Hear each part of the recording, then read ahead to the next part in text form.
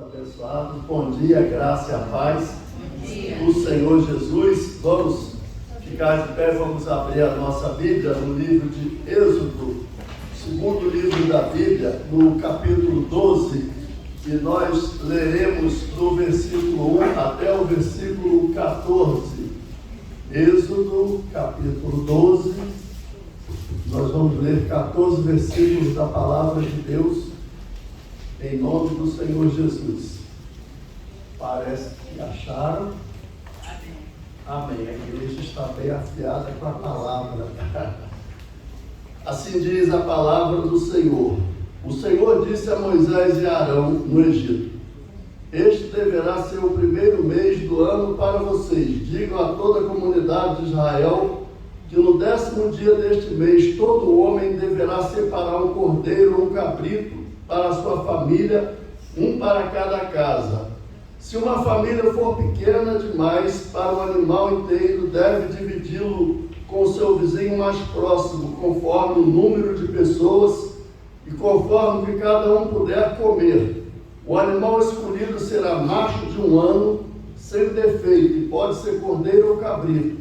Guardem-no até o 14º dia do mês, quando toda a comunidade de Israel irá sacrificá-lo ao pôr do sol.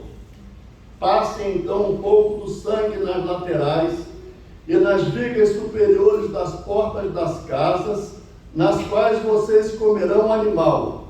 Naquela mesma noite comerão a carne assada no fogo, com ervas amargas e pão sem fermento. Não comam a carne crua nem cozida em água, mas assada no fogo, cabeça, pernas e vísceras. Não deixem sobrar nada até pela manhã. Caso isso aconteça, queimem o que restar. Ao comerem, estejam prontos para sair. Cinto no lugar, sandálias nos pés e cajado na mão. Comam apressadamente. Esta é a Páscoa do Senhor. Naquela mesma noite passarei pelo Egito e matarei todos os primogênitos, tanto dos homens como dos animais, e executarei juízo sobre todos os deuses do Egito. Eu sou o Senhor. O sangue será um sinal para indicar as casas em que vocês estiverem. Quando eu vi o sangue, passarei adiante. A praga da destruição não os atingirá quando eu ferir o Egito. Este dia será um memorial que vocês e todos os seus descendentes celebrarão como festa ao Senhor. Celebrem-no como decreto perpétuo. Vamos orar. Pai, a tua palavra diz que os que são guiados pelo Espírito de Deus, esses são filhos de Deus. Então, Senhor, me guia na explanação da tua palavra nesta manhã, e que o teu nome seja glorificado e a igreja seja edificada em nome do Senhor Jesus. Amém. Podem sentar-se, irmãos. Meus amados irmãos, no século XIX, chegando próximo do século XIX, um homem chamado Charles Haddon Spurgeon, ele era um homem que nasceu na Inglaterra e ele é considerado o príncipe dos pregadores. E ele disse uma frase que eu acho interessante, procuro aplicar na minha vida de pregador do Evangelho. Ele disse o seguinte: leia o texto bíblico e procure Jesus. Eu gostaria que a igreja repetisse isso nessa manhã. Leia o texto bíblico e procure Jesus. Eu quero começar esta mensagem pregando para mim mesmo. Esse texto, irmãos, fala de um momento na vida de Moisés. E lá no capítulo 12 do livro de Números, no versículo 3, o Senhor diz que tem que aplicar a mim. Não adianta eu pregar para você ou não pregar para mim. Então, em Números capítulo 12, versículo 3, diz que Moisés era o homem mais manso da terra. E no original, usa o superlativo, cadê Ana? Absoluto sintético, tá certo? Se disser muito manso, é analítico. Se disser o muitíssimo manso, é assim que diz no original. Então é o superlativo absoluto sintético. Então, o texto fala que Moisés era essa pessoa. Eu disse que eu quero começar pregando para mim. Então, Moisés era um homem manso.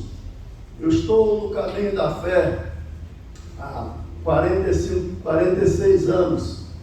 E essa é uma das lições mais difíceis da minha vida, me tornar manso.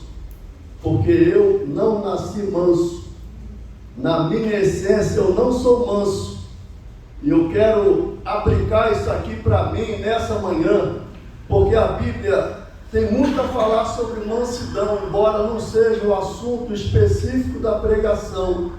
Então a palavra mansidão, ela é muito assim destacada na Bíblia. Por exemplo, no Salmo 25, versículo 9, diz que Deus ensina o seu caminho aos mansos.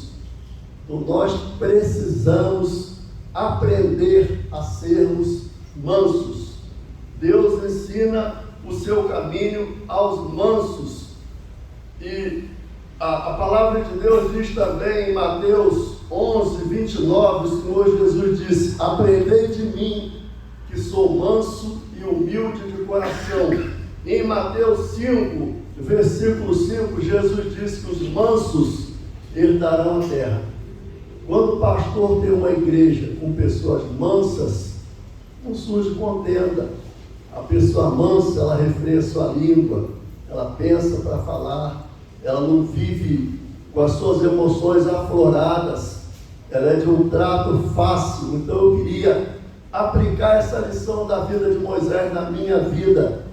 Tomara que você também aplique na sua. Aprenda a ser manso, porque os mansos serão chamados filhos de Deus. Amém? Os mansos são tratáveis. Então eu preciso muito me compenetrar dessa verdade e aplicar isso na minha vida. Porque a gente nasce bravo, né? Querendo reagir, querendo dar coice de cavalo, mas às vezes a gente usa essa expressão, fulano dá coice na sombra.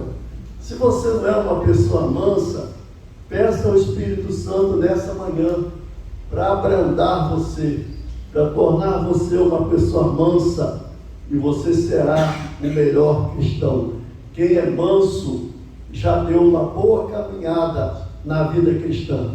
Quem aprende a não buscar vingança, quem aprende a ter controle sobre a sua língua, sobre o seu temperamento. Eu sei que não é fácil, como eu disse, eu luto com isso, mas é necessário sermos mansos. Amém? Amém. Muito bem, meus irmãos, a história da vida de Moisés, nós já lemos aqui, já foi pregado, nós conhecemos, sabemos que ele nasceu condenado a morrer, mas Deus o preservou, e chega várias fases da vida de Moisés. Eu quero fazer um resumo aqui. A vida de Moisés se resume em 3 fases: 40, 40 e 40. 40 anos no Egito, 40 anos em Midian e 40 anos no deserto. No Egito, Moisés é uma pessoa que é treinada para ser faraó. Ele era um príncipe, o senhor da vida de Moisés era o faraó. Depois Moisés foge para Midian, e ali Moisés vai ter ocupação de pastor de ovelhas, e o senhor da vida de Moisés é Jetro, o sogro dele. Depois Deus aparece a Moisés, dá uma revelação a ele da presença de Deus, e Deus então leva Moisés, que é o ponto que nós vamos chegar, a se tornar o libertador da nação de Israel. E é aqui que nós estamos. Então Moisés passa 40 anos no Egito, 40 anos em Midian e 40 anos no deserto. No Egito, o senhor de Moisés é faraó, em Midian o senhor de Moisés é Jetro, e no deserto o senhor de Moisés é Deus. No Egito, Moisés é preparado para ser um príncipe, para se tornar faraó. Em Midian, Moisés é um pastor de ovelhas, como eu disse, o senhor dele era Jetro. E no deserto, a função de Moisés era ser líder do povo até chegar à entrada da terra prometida, e o Senhor de Moisés era o próprio Deus. Muito bem, diante dessa introdução, nós vamos chegar no texto, onde depois de Deus mostrar a Moisés que o faraó não ia libertar o povo, nós conhecemos a história das 10 pragas, e aqui nós estamos na última praga que é narrada nesse texto, que é a Páscoa. Então Deus mostra e fala com Moisés para preparar o povo para viajar. Deus vai fazer algo depois de trazer sobre o Egito as 9 primeiras pragas, chega a 10ª praga, e vai acontecer algo aqui na história da vida de Israel que vai marcar os judeus. A nação vai ficar marcada. E eu quero que você esteja com a sua Bíblia aberta aí em Êxodo capítulo 12, nesse texto que a gente leu. Eu quero destacar alguns pontos do texto. O primeiro é que Deus mandou que Moisés orientasse a nação para celebrar pela primeira vez uma festa chamada Páscoa. Eu disse no começo da frase de Spurgeon que você lê um texto bíblico e você procura Jesus. Nós vamos achar o Senhor Jesus nesse texto, embora esse texto, o que está aqui narrado, tenha ocorrido aproximadamente 13 séculos antes de Jesus nascer. Deus está, como o pastor João Pedro pregou aqui, tecendo o tapete da salvação e desenhando e mostrando os lampejos da salvação, as luzes da salvação, preparando o caminho para a vinda do Messias. E nessa parte aqui especificamente, que eu disse que é o primeiro ponto que eu quero destacar no texto, é que Deus mandou que Moisés orientasse a nação para cada família separar um cordeiro, e ele deu as especificações. E você lembra que eu preguei aqui sobre Abraão, aquela mensagem que eu preguei aqui sobre Abraão, quando Abraão encontrou um cordeiro no monte, no momento em que Deus testou Abraão, e Abraão encontrou um cordeiro no monte. E Abraão fez aquela pergunta, Isaac fez a pergunta: onde está o cordeiro? E Abraão respondeu: Deus proverá o cordeiro para si. Esse é o tema central da Bíblia. A Bíblia é um livro que muda de assunto quase toda hora, mas ela nunca muda o seu tema central. O tema da Bíblia é o Senhor Jesus. Jesus é o centro da Bíblia, Jesus é o centro do universo, e Deus quer que Jesus seja o centro da minha e da sua vida. Se a igreja está aqui, é por causa do sangue de Jesus. Se a igreja está aqui, é porque Jesus ressuscitou dos mortos. Se a igreja está aqui, é porque um dia o próprio Deus te chamou. Porque o próprio Deus um dia se revelou a você, como ele se revelou a Abraão, como ele se revelou a Moisés. O próprio Deus, ele é o formador da igreja, porque a igreja é a noiva de Cristo. A igreja é a única instituição que vai sobreviver nesse mundo. A ONU vai acabar, a OTAN vai acabar, a Organização dos Estados Americanos vai passar, os impérios mundiais, se bem que não são mundiais, a Rússia, os Estados Unidos, a China, todos vão passar, mas a igreja vai permanecer por toda a eternidade, porque a cabeça da igreja é o Senhor Jesus. Amém. Ela vai permanecer para sempre. Então Deus dá essa orientação a Moisés: cada família prepare um cordeiro, e esse cordeiro deve ser sem defeito, sem mancha. Isso aqui está apontando para a impecabilidade do Senhor Jesus. Se Jesus tivesse cometido um pecado, ele estaria desqualificado para ser o nosso Salvador. Ele não teria sido ressuscitado dos mortos. Mas Pedro viveu com 50 Senhor Jesus por 3 anos, e ele disse: na boca de Jesus nunca se achou engano, Jesus nunca mentiu, Jesus nunca jogou conversa fora. A gente joga, a gente fala: vai chover, o pastor vai dar risada, o Flamengo vai jogar, espero que ganhe. A gente faz isso é jogar um pouquinho de conversa fora. Você fala assim: o vizinho está saindo de carro. Não é assim que a gente joga. Mas Jesus nunca jogou conversa fora. Tudo que Jesus falou foi orientado pelo Espírito Santo. Tudo que o Senhor Jesus fez foi orientado pelo céu, foi inspirado pelo próprio Deus, porque Jesus é a expressão exata de Deus. O pastor João Pedro pregou aqui, ele disse que se algum dia a gente não exaltar Jesus aqui, não pregar Jesus, vocês têm que chamar a nossa atenção. O Espírito Santo me move a falar de Jesus, porque Jesus é a coluna vertebral da igreja. Não existe igreja sem Jesus, e vocês vão ver no Apocalipse uma igreja chamada Laodiceia, onde Jesus está batendo na porta. Jesus não pode ficar fora da igreja. Eu disse aqui da outra vez, Jesus tem que estar no louvor, Jesus tem que estar aqui na pregação, Jesus tem que estar no meio da igreja. A sua boca tem que exaltar o Senhor Jesus. Você nasceu para o louvor da glória dele, você nasceu para ser lavado no sangue de Jesus, você nasceu para meditar sobre Jesus, você nasceu para receber os dons de Jesus, você nasceu para ser cheio do Espírito Santo, e só é cheio do Espírito Santo através do Senhor Jesus. Ele é aquele através de quem o Pai nos dá o Espírito Santo. João Batista diz: ele vos batizará com o Espírito Santo e com fogo. É Jesus que vai nos conduzir para as mansões celestiais. É Jesus que confortou o apóstolo Paulo quando ele estava na prisão. É Jesus que está com você quando a igreja não está perto de você. A igreja tem um momento que nós nos reunimos, mas tem momento que nós não estamos aqui.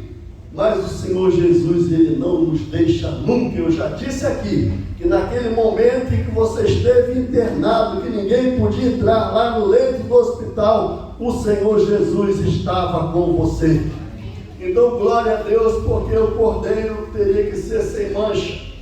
Outra característica está aí no versículo 6, quando a palavra de Deus diz que a família deveria conviver com aquele cordeiro. Veja bem, irmãos, essa festa da Páscoa, ela acontecia no mês de abril. Então Deus estava dizendo a Israel que cada família deveria ter um cordeiro. Porém, não era uma coisa assim, pegar o cordeiro e matar. Não, Deus disse que a família deveria ficar 4 dias com o cordeiro dentro de casa, conviver com o cordeiro. Meus irmãos, tem muita gente que fala de Jesus, mas não convive com Jesus.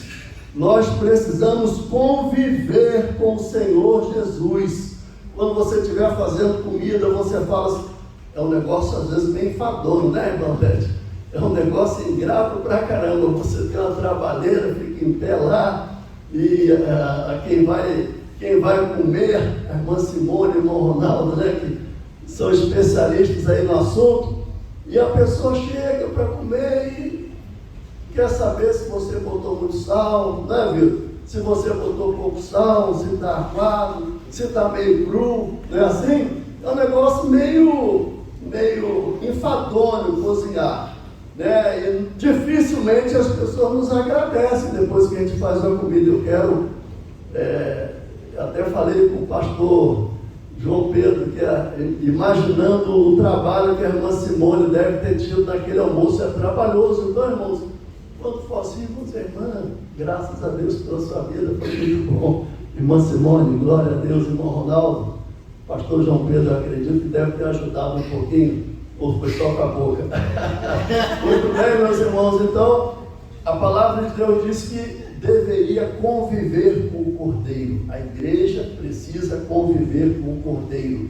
O pastor da aula, eu tenho certeza que ele submete a sua aula ao Senhor Jesus. O pastor João Pedro prega, eu tenho certeza que ele pede a Deus que esteja sobre a pregação. Nessa manhã eu me coloco sob o poder do sangue de Jesus para trazer essa palavra para o seu coração. Eu dependo da direção, da unção, da capacitação do Espírito Santo para falar com você nessa manhã. Então Deus mandou que o cordeiro fosse convivesse com o povo. Outro ponto que eu quero destacar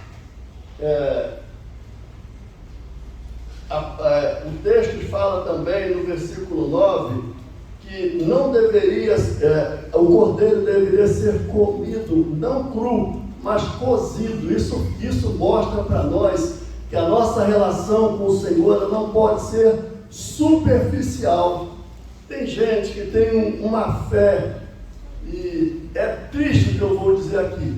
Nós já trabalhamos em algumas igrejas e eu já vi pessoas que estavam na igreja, que foram ensinadas corretamente. Nós temos 2 casos, e a pessoa voltou para a feitiçaria.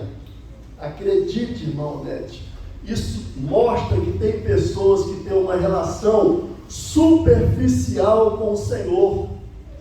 Deixa Jesus por qualquer coisa. Deixa Jesus por causa de um copo de cerveja.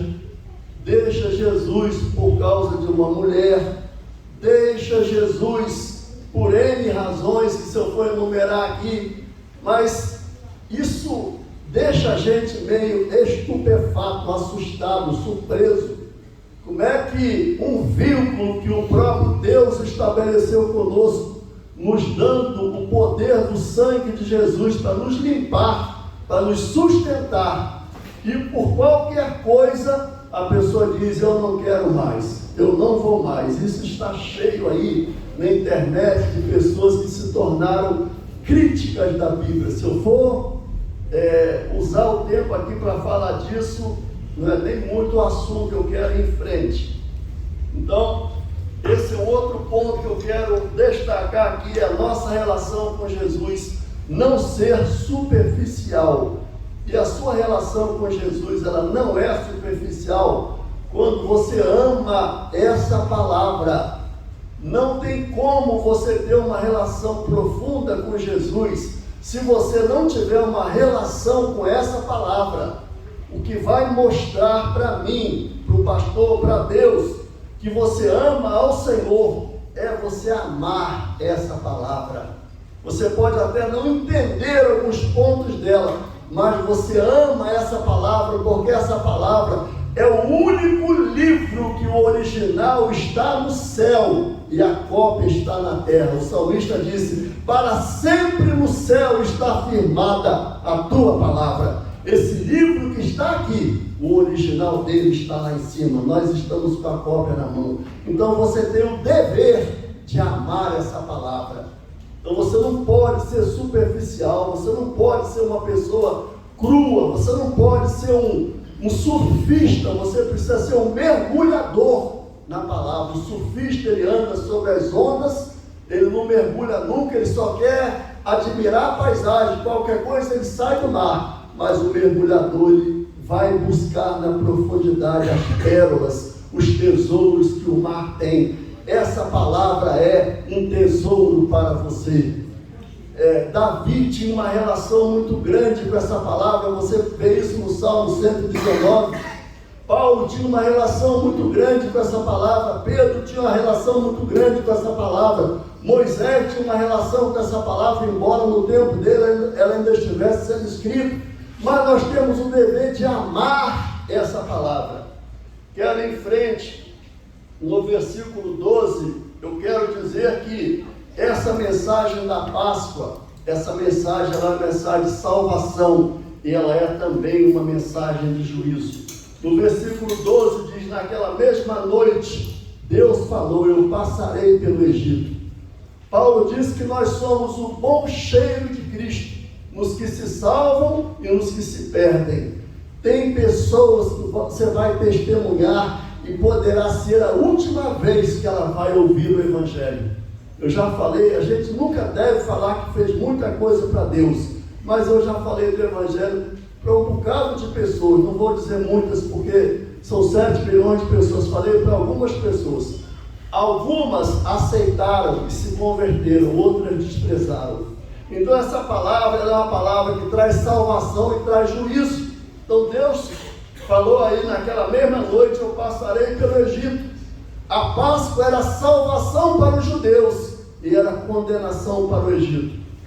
Meus irmãos, tinha alguns outros pontos aqui, mas o tempo está apertando, eu preciso contar uma coisa, porque eu creio que Deus me conduziu a me informar sobre isso, que aconteceu num país da África chamado Quênia. O Quênia tem como capital a cidade de Nairobi, e ali é a sede da feitiçaria da África. E teve um congresso, eu queria que você prestasse muita atenção nisso, teve um congresso de bruxaria lá no Quênia, e reuniram-se 12 mil feiticeiros da África, dessa cidade chamada Nairobi, para esse congresso.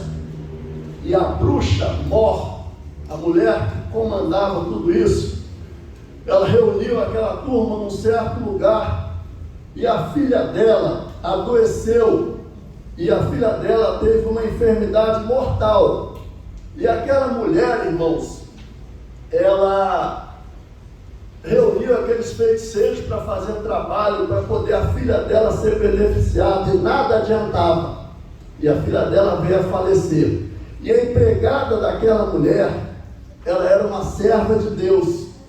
E aquela empregada, ela virou para aquela mulher, para a feiticeira, e falou assim: minha senhora, eu sei que a senhora nunca quis me ouvir, mas a senhora é mãe, mãe é mãe, a senhora quer o bem da sua filha.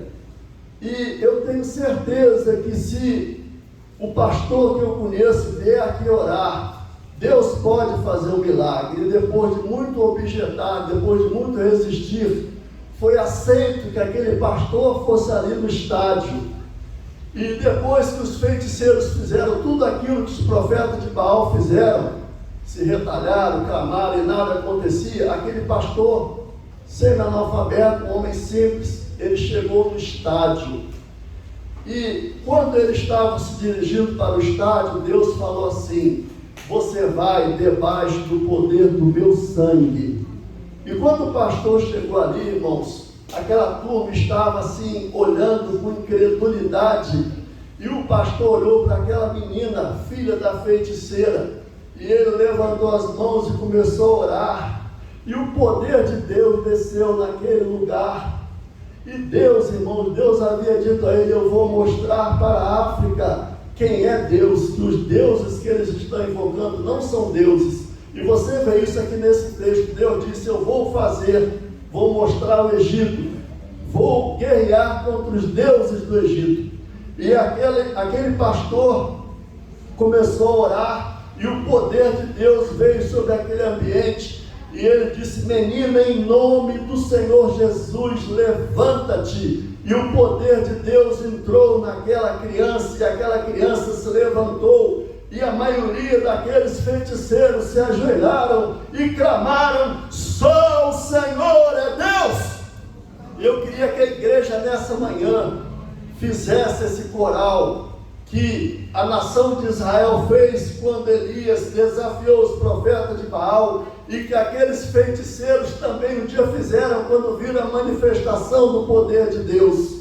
Porque a Páscoa, irmãos, é uma manifestação do poder de Deus, e o pastor orou, e Deus restaurou aquela criança. O nosso Deus, ele não muda. O Deus que você crê é o Deus que foi invocado ali na África e trouxe vida àquela criança. O Deus que nós cremos é o Deus que salvou Israel do exército do Egito. O Deus que nós cremos é o Deus que tem todo o poder no céu e na terra. O Deus que nós cremos, ele não é boneco de parede. O Deus que nós invocamos, ele é Senhor no céu e ele é Senhor na terra. O inferno estremece pelo poder do nome de Jesus. O Senhor Jesus disse: em meu nome expulsarão os demônios. Então, nessa manhã, eu digo pelo poder do Espírito Santo, em nome do Senhor Jesus, você seja fortalecido na sua luta contra o pecado. Em nome do Senhor Jesus, você receba a unção do Espírito Santo nessa manhã. Em nome do Senhor Jesus, o seu coração seja tomado pela presença de Deus, porque você é templo do Espírito Santo e Deus habita no meio do seu povo. Então, nessa manhã, que o poder do Espírito Santo unja você, para você sair da igreja abençoado, alimentado, fortalecido. Paulo orava pelos Efésios. Eu trago essa oração para nós, para que o povo fosse cheio do Espírito Santo, cheio da revelação de Deus, tivesse o coração iluminado pelo Espírito Santo, para compreender a sobreexcelência do poder de Deus sobre nós, os que cremos. Meu irmão, o destino que Deus deu a você é grande. O reino que Deus destinou a você é grande. O nome de Jesus que está sobre você é grande. E grande é o Senhor que fez o céu e a terra, que o pastor se esmerou para passar para você hoje, que ele se revelou na criação, mas principalmente Deus se revelou na pessoa do Senhor Jesus, o Cordeiro de Deus, que tira o pecado do mundo. O Senhor Jesus é a expressão exata de Deus. Você não tem qualquer um, você não é um religioso, você é um filho de Deus. Quando você clama, Deus responde. Quando você diz em nome de Jesus, as coisas acontecem, a atmosfera muda, a depressão se afasta, a enfermidade se afasta, a tristeza se afasta, a frustração se afasta. Deus enche de você o seu coração com a glória dele. Bendito é o nome do Senhor. Nós não somos como os demais que não têm esperança. O nosso coração tem uma esperança viva, acesa pelo Espírito Santo. A nossa esperança é o poder que há no nome de Jesus. Esse nome tem todo o poder no céu e na terra. Essa é a palavra, meus irmãos, que Deus colocou no nosso coração.